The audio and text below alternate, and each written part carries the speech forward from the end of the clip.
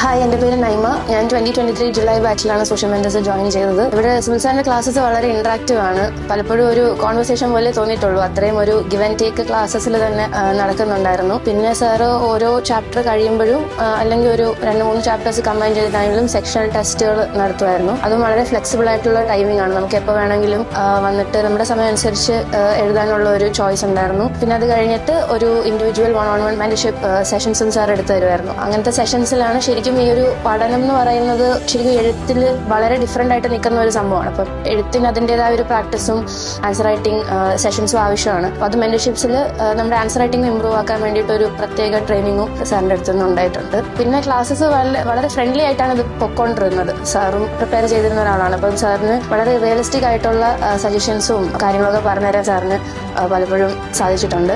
സാറിന് ഒരു വലിയ താങ്ക്സ് പറയണം. ഇൻസ്റ്റിറ്റ്യൂട്ടിന് ഒരു വലിയ താങ്ക്സ് പറയണം. ഈ ഒരു ഇൻസ്റ്റിറ്റ്യൂട്ടിൽ ഒരു ജേർണിയിൽ പാർട്ടായതിന്. Thank you so much.